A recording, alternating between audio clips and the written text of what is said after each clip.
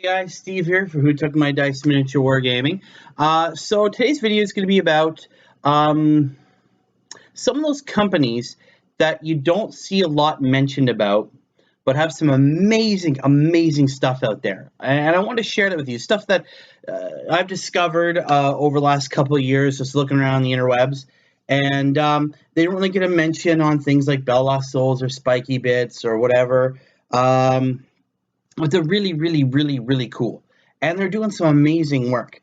So I'm going to have the links to their websites and their Facebook pages down below. And if you want, click on them now and follow along as I go through them. So the first one I want to talk about was War Games Foundry. Now, both of these are UK companies I'm going to be talking about today. And if you're from Great Britain, you're probably already aware of them. Not, no problem. So yeah, the first one is War Games Foundry. Now, it's a company that's been around since the 1980s. And it was actually started by a gentleman who actually worked for Games Workshop way back in the 80s. He left there. He wanted to do his own stuff. The Michael and Alan Perry, the Perry twins of Games Workshop fame, those guys, they did the Catacans. They were all over Lord of the Rings for a long time. They actually were both featured as extras in, I believe it was The Return of the King, as dead Rohan. They're both lying on the ground dead at some point. But the cool thing about this particular website or company is that they have thousands and thousands of miniatures that cover every time period from ancient Greece up to World War II and everything in between. There is just a massive selection of models. It's all metal. It's 28 millimeter white metal. Some of it's done by the Perrys. They have a massive selection. They have a huge paint selection as well. They even have their own books for their own games. It covers fantasy, there's sci-fi stuff. One of my favorites, though, is the X-Citadel stuff. And so this is stuff that Citadel Miniatures / Games Workshop had back in the 80s. They either abandoned it. Some of it was their historical stuff. Some of it was the old models that were used to show off human armies back in the really early days of Warhammer Fantasy. It's massive. There's a long story of explanation of how they started. I'll let you guys read that because I really don't want to read through it again, like yesterday's really long video. But yeah, no, it's amazing and really amazing prices. You get a lot of stuff for rather a small price. They're huge. It's just so much. I can't even go it. I have it open here on my screen here.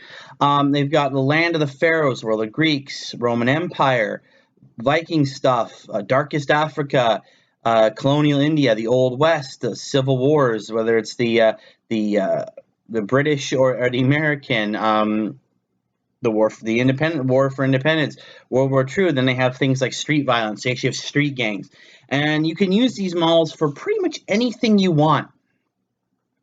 It's incredible. They actually have a picture here of the inside, and it's just a massive wall filled with miniatures. It's crazy. They also have connections to Warmonger Miniatures, which is another thing they do, and that's all orcs and goblins and ogres. There's also dwarves in there and elves. Really crazy cool stuff. The other one they had, let me just go to it here, was Casting Room Miniatures, which even has there's so much stuff. So much stuff. So definitely check that one out. That one's really cool. Again, I'll have the website down there, the Facebook page.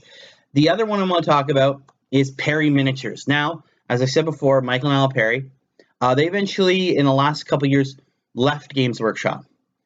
And they decided to, start their own thing. It's all historical. It's metal. And there is some resin stuff in there, too. The cool thing is it's all them. And it is fantastic. If you've ever had a Perry miniature, you know how awesome those miniatures can be. Well, they're doing their own historical stuff. There's also plastic in there, I should say. There's plastic, resin, and metal. There's awesome box sets. They do stuff from, historical stuff. So you have like muskets and pikes and all that, all the way up to World War II. in their metal ranges. They have Napoleonic stuff, American Civil War, War of Independence, the Crusades, War of Roses, European armies, the Sudan, Agincourt, samurai stuff, Korean stuff. It's all over the place, Just so cool. Miniatures are amazing. There is some other stuff connected to black powder in here, which you can actually get with some of their stuff. Again, it's fantastic. And the Facebook page they have is amazing because they actually they go through these massive battle reports they have, and the pictures are just fantastic. They actually have a book you can buy on there that is just them taking all their models, putting together these massive dioramas. And on the website, you can actually see them setting up for this big celebration for, I'm not sure which anniversary was, of the Battle of Agincourt. And you can see them, and it's literally thousands and thousands of miniatures that they've sculpted and painted. The other cool thing on the website is you actually get to see the stuff they're working on that's on their workbench. So you can see models in the middle being sculpted, pre-production, what have you.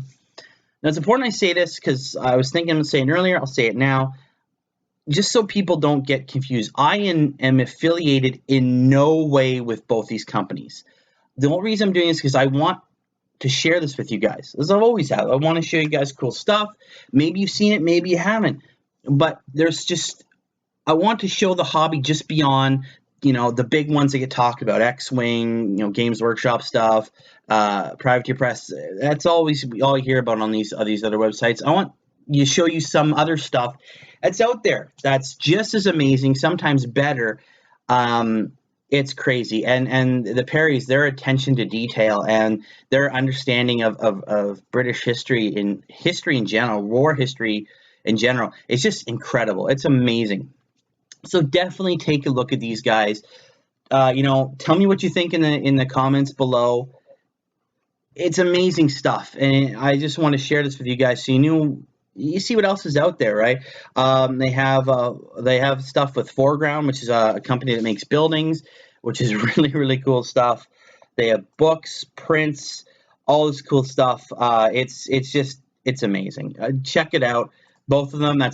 So one is War Games Foundry, the other one is Perry Miniatures. So that's all I really have to say. I just want to let you guys know about these things. If you knew about them, cool, take another look. If you didn't, I urge you to please take a look. It's incredibly important that people see that there's more than just those big ones out there. So as usual, if you like what you saw, subscribe, share it with other people. Send me any questions. I'm still waiting for questions on, and there's the phone, wonderful. I'm still taking questions for my Q&A. That'll be next month. So send that to whotookmydice1@gmail.com. Until next time, keep rolling dice, and we'll see you later.